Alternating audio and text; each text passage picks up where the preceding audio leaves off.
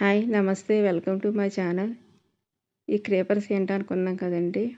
ఇదిగోండి దోసకాయ పాదండి. ఇది 2 దోసకాయలు కాసినవి. వీటిని చక్కగా కోసేసి పప్పులో వేసేస్తానండి. పప్పు దోసకాయ వండేస్తాను. మరి హార్వెస్ట్ చేద్దామండి.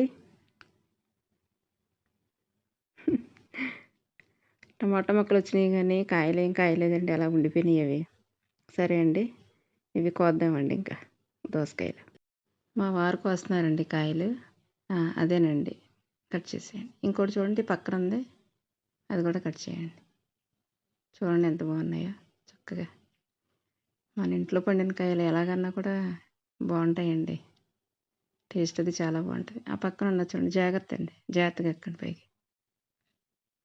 అదే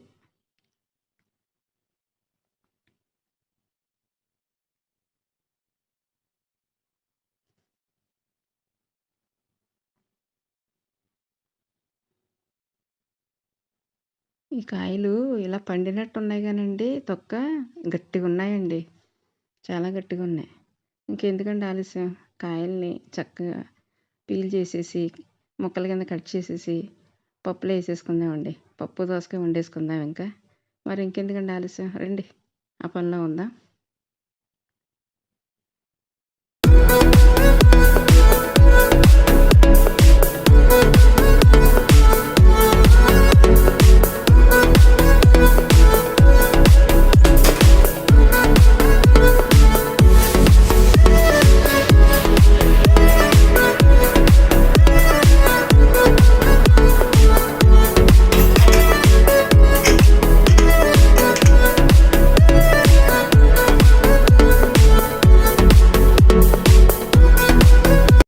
పప్పు దోసకాయ తాలింపు వేసానండి.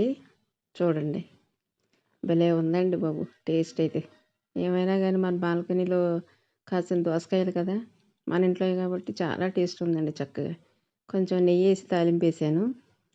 దీనిలోకి చక్కగా నెయ్యి వేసుకొని ఆవకాయ పచ్చడి వేసుకొని తింటే ఉంటుందండి, భలే ఉంటుంది.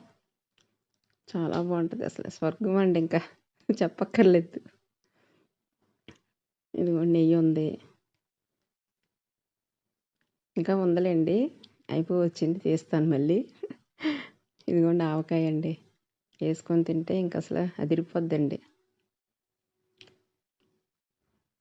ఆవకాయ వద్దనుకుంటే నిమ్మకాయ పచ్చడి అండి, నిమ్మకాయ కూడా పెట్టాను.